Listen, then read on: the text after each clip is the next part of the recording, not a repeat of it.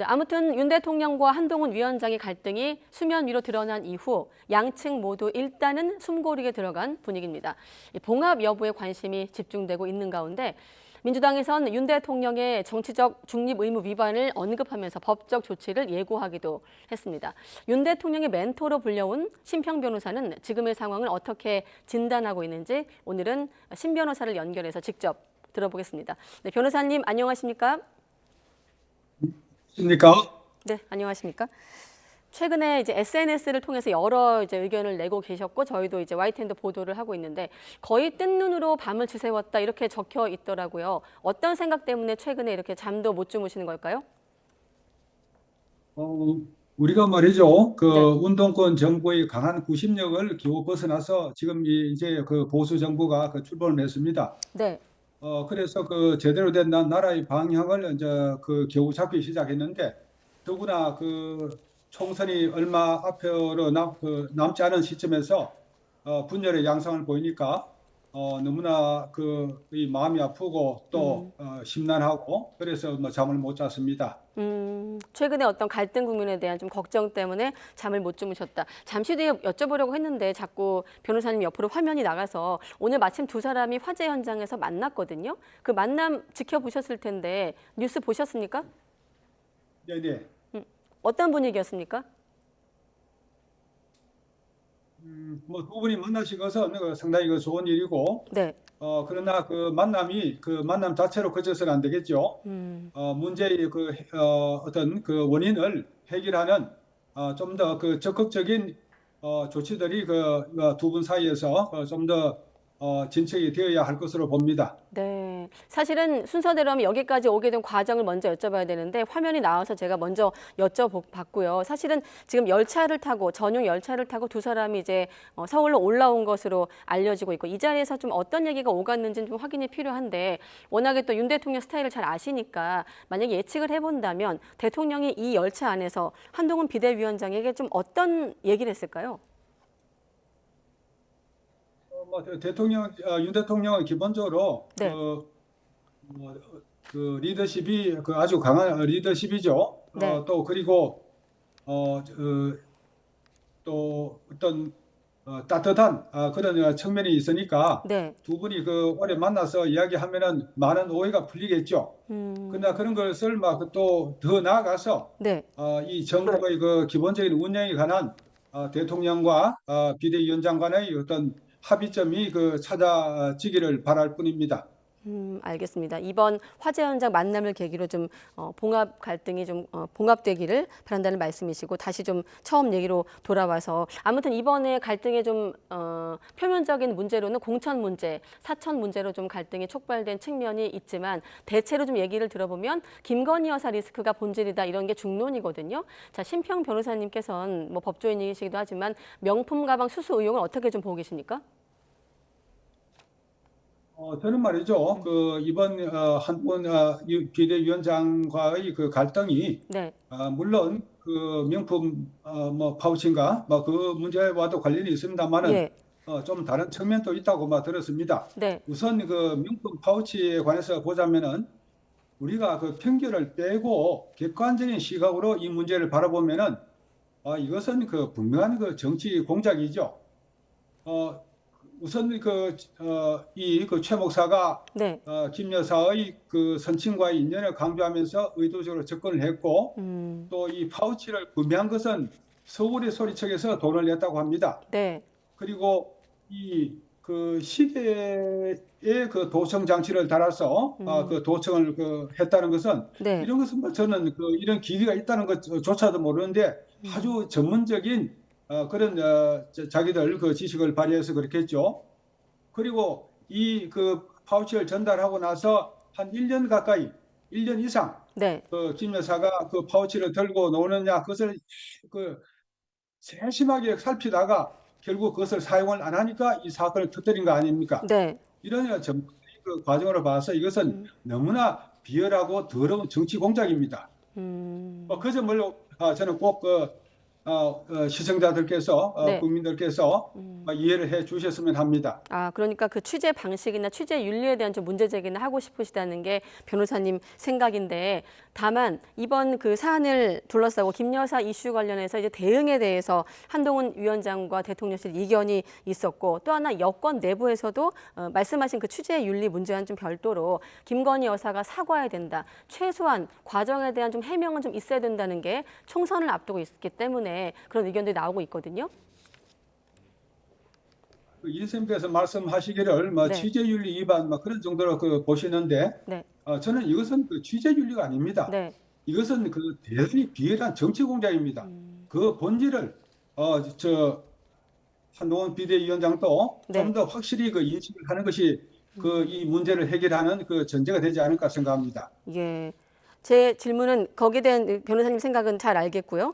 취재 윤리를 넘은 정치 공작이라고 보시는 건데, 김건희 여사가 이 문제에 대해서 입장을 좀 설명을 해야 된다, 나아가선 대통령실에 좀 대응이 있어야 된다는 주장에 대해서는 어떻게 보십니까? 뭐 그 우선 네, 그 이 문제에 관해서 정확한 그 팩트가 예, 제시되고 나서 그것이 그 국민들한테 그 인식되고 나서 네, 만약 그래도 이것이 김 여사의 그 실책이 가담해서 그런 것이라고 그렇게 판단이 되면은 그때 그 국민들 눈높이에 맞게 이 김 여사나 또 윤 대통령께서 적절한 조치를 취하시는 게 바람직하지 않겠습니까? 예, 알겠습니다. 아무튼 지금 오늘 화재 현장에서 이렇게 두 사람이 만났고 그 이전 상황까지만 봤을 때는 이번 갈등이 실전이다, 실제 갈등이라는 시각이 하나 있고, 또 하나 일종의 기획이다라는 약속대련 뭐 이런 의견이 분분한데, 변호사님은 어떻게 판단하고 계십니까? 뭐 제가 알고 있기로는 뭐 네, 어디까지나 그 갈등의 표출로 저는 듣고 있습니다. 기획이라기보다는 갈등이 실제로 노출된 것이다. 자, 그러면 그동안의 갈등이 좀 쌓였다고 보십니까? 그렇죠.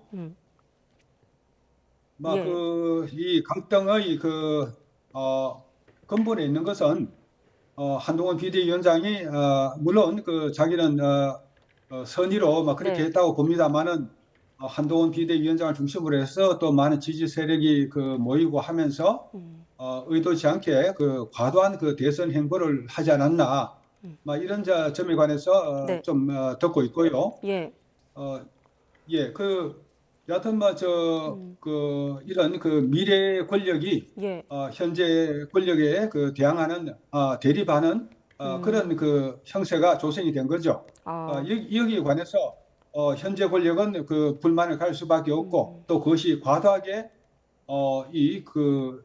대립하는 자세를 미래 권력이 취한다 그러면은 현재 권력이 더구나 네.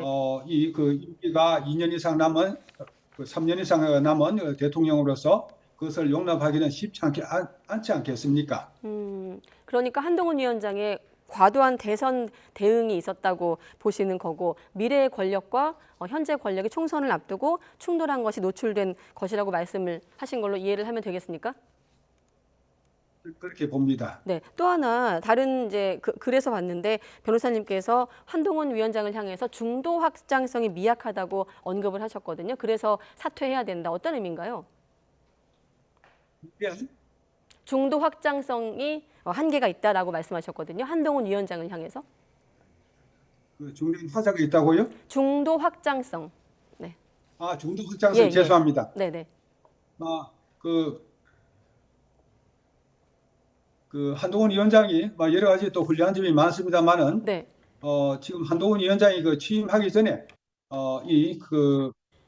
이 여론조사에서 가장 중요한 것이 가장 중요한 지표가 선거에 관련해서 가장 중요한 지표는 네. 정부 지원론과 견제론의 차이라고 봅니다. 네. 이것이 16%로 너무나 확대되어 있었습니다.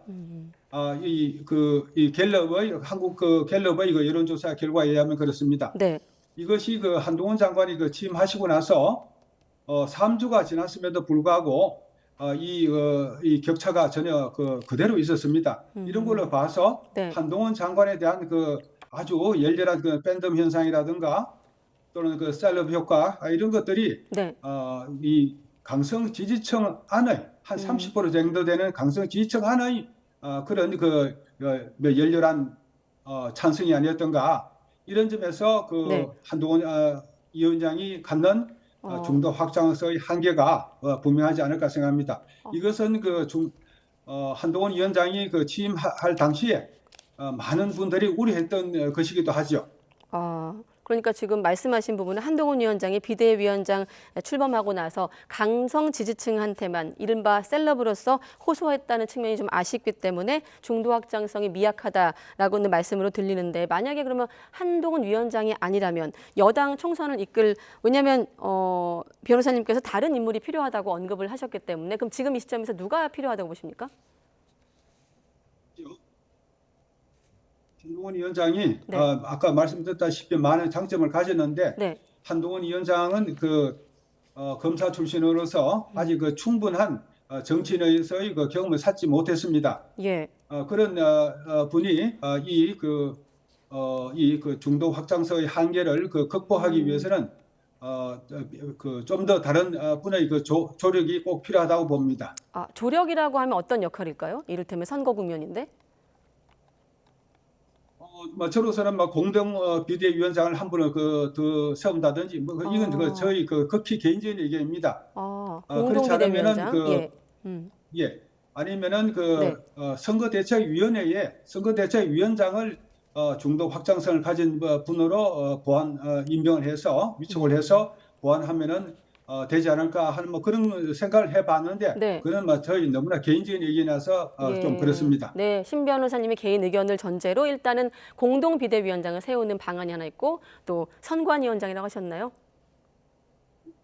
네, 선관위원장으로. 위원장. 네. 예. 선거대책관리위원장이 필요하다는 말씀. 지금 사실 음성이 좀 잘려서 제가 끊겨서 좀 못 들었는데, 다시 한번 밖에서 확인해서 저한테 알려주시고 변호사님 말씀을. 네, 그러면 좀 구체적으로 왜냐하면 중도 확장성이 부족한 한동훈을 도울 공동비대위원장, 어떤 좀 인물이 되면 될까요? 구체적으로? 부분을 제가 못 들었습니다만은 네, 한동훈 위원장을 무슨 차례? 뒷받침할, 보조할 인물이 필요하다면 공동 비대위원장으로 구체적으로 어떤 성격의 인물이 필요하다고 보십니까? 네. 예. 중도적 성향을 가진 확장력 네. 가진 분이 선대위원장으로 위촉되면 좋지 않겠습니까? 만약에 한동훈 위원장 체제로 그대로 간다면 민주당에선 좀 어떤 반응을 보일까요? 어떻게 대응을 할까요? 민주당에서 말씀입니까? 네, 한동훈 체제로 그대로 간다면 민주당에선 좀 어떤 좀 속내가 있을까요? 유리할까요? 이 민주당에? 이라고 말이죠. 일반적 예측도 그렇고 네. 아마 그럴 겁니다. 이 공천 국면이 수습되면은 이 많은 사법 리스크를 안으신 이재명 대표가 네. 사퇴를 하고 예. 참신한 인물로 비대위원장을 내세울 겁니다. 네. 그러니까 정리를 해보면 이재명 대표가 공천 국면을 털어내고 끝나고 나서 다른 비대위원장이 등장할 수 있는데, 그 인물이 참신한 인물이 되면 지금의 한동훈 위원장과 대비될 수도 있다, 이런 말씀이신가요? 그런 분이 예. 만약에 민주당에서 내세운다 그러면은 한 위원장으로 봐서는 더욱 역부족이죠. 그렇군요. 그럼 변호사님은 민주당도 결국은 비대위 체제로 간다고 예상하고 계시는 거군요. 제 예측뿐만 아니고 민주당에서 벌써 그런 말이 나왔습니다. 그렇게 간다고 저는 확실하게 알고 있습니다. 네, 알겠습니다. 어디선가 이제 대통령 멘토라는 말을 이제 좀 부정하기도 하셨습니다. 아무튼 여전히 언론에선 멘토로 좀 별칭이 붙고 계신데, 그럼에도 불구하고 최근 SNS를 통해서 국정 비판도 많이 하신 걸로 알고 있거든요. 자, 그런데 최근에 변호사님 게시물에 또 대통령이 좋아요를 새벽에 누른 것으로 알려지면서 화제가 되기도 했는데 어떻습니까? 거기에 대해서 저는 별다른 의미를 두지는 않습니다. 저는 윤 대통령이 취임하시고 나서 네. 저 스스로 모든 연락을 끊었습니다. 그래서 제가 윤 대통령의 멘토라는 말은 더욱이 가당치 않습니다. 네, 멘토란 말은 가당치 않고. 자, 그런데 만약에 이제 큰 의미는 두지 않으셨습니다만 어쨌든 그 슬픔의 의미란 그래서 이제는 나의 때가 지나갔다. 헛헛한 발걸음 이런 어떤 글귀가 있었고 거기에 좋아요를 누르면서 이제 여러 설왕설래가 있었던 거거든요. 만약에 이제 우리가 한번 예상을 해본다면 왜 누르셨을까요? 저는 뭐 딴 것보다도 네. 윤 대통령께서 음. 그때까지 그 심사 그 고심을 하시면서 네. 잠을 주무시지 않았다는 것이 그 또 너무 마음이 아프고요. 어. 또윤 대통령을 봐서 제가 그 대선 기간 중에 자주 그렇게 심야에까지도 우리가 그 연락을 하고 했죠. 네. 윤 대통령께서 막 그런 어떤 면에서 아름다운 추억이죠. 그 추억을 생각하시면서 그 시에다가 뭐 좋아요 누르신 것이 아닌가 하는 뭐 그런 추측을 합니다. 네, 알겠습니다. 오히려 새벽에 좀 깨어있는 대통령을 걱정하는 말씀까지 들어봤고요. 어떻습니까? 이제 저희가 아마 속보가 들어오면 서울로 이제 올라왔고 그동안 이제 그 시간 동안 열차에서 두 사람이 어떤 얘기를 했는지 아마 나중에 속보를 통해서 알 수도 있을 텐데 자, 여권의 지금 최근의 갈등 이후 지금 오늘 이후 상황을 좀 조언을 한다면 어떻게 좀 갈등 국면을 풀어야 된다고 보십니까? 이 그 사태의 그 원인이 무엇이냐? 뭐 여기 관해서 네. 양측에서 그 면밀하게 검토를 해봐야 되겠죠. 예. 우선 무엇보다도 그 한 위원장은 이 대선에 관한 욕심을 조금 자제를 하시면서 이 전체적인 국면을 위해서 그 자기가 무슨 일을 할 수 있느냐, 가령 그 선대위원회를 그 발족을 시킨다고 그럴 적에 그 자기하고는 좀 성향이 다르더라도 중도 확장성을 가진 분을 그 미쳐갈 수 있도록 그 도와준다든지 네. 하나의 그 대의를 위해서 자신을 희생시키는 그런 측면을 보여야 자신에게 정치적 장대가 있습니다. 막 그런 점을 한 위원장이 아무쪼록 명심해 주시기를 바랍니다. 네, 알겠습니다. 이번 국면에서 아까 놓친 질문이 있는데 김경률 비대위원의 어떤 거취를 정리하라 이런 주문도 있는데 김경률 비대위원의 어떤 거취는 어떻게 좀 정리돼야 된다고 보십니까? 정리가 필요할까요? 아니면 현 상황을 유지해야 될까요? 위원장이 거치요. 김경률 비대위원의 거취. 김경률 비대위원. 김경률 비대위원요. 예, 예. 제가 이런 말을 그런 자격은 없습니다만은 네. 김경률 의원이 어떤 뜻으로 그런 말을 했는가 모르겠습니다만은 대통령 그 내분에 대해서 그런 막말을 하고 그런 거는 그렇게 해서는 안 됩니다. 그거는 인간적인 예로 봐서도 그리 있을 수가 없습니다. 그런 면에서 국회의원 출마하시더라도 네. 비대위원은 사퇴를 하는 것이 맞지 않겠습니까? 네, 출마는 하더라도 지금의 비대위원 자격에 대한 좀 고민은 필요하다는 말씀까지 들어봤습니다. 혹시 시간 여유가 있다면 오늘 어렵게 연결했는데 제3지대의 어떤 움직임까지 듣고 마무리를 하겠습니다. 잘 못 네, 들었습니다만은. 제3지대 분위기까지 마무리 좀 질문 드리겠습니다. 네. 예. 저는 지금 우리 이번 총선은 상당히 낯설고 이상한 선거라고 생각합니다. 네. 그 두 거대 정당이 모두 이 자신의 강성 지지층에만 호소하는 그런 선거 전략을 취하고 있거든요. 현재로서는. 그래서 얼마 전에 끝난 대만의 총통 또 의회 선거에서 제3지대가 도약을 했죠. 네. 그것이 우리 이번 총선에서도 나타나지 않을까 저는 그렇게 예측을 하고 있습니다. 네, 알겠습니다. 그래서 제3지대가 분명한 발판을 마련할 것으로 봅니다. 예, 알겠습니다. 사실 시청자 여러분께 뉴스 인물을 연결하려다 보니까 이제 화상 연결을 통해서 변호사님 연결했는데 중간에 좀 음성이 좀 끊긴 점 이런 거는 또 시청자 여러분의 양해를 구하기로 하고 오늘 좀 어렵게 연결했습니다만 여러 말씀 들었습니다. 심평 변호사님 오늘 말씀 고맙습니다. 네, 고맙습니다.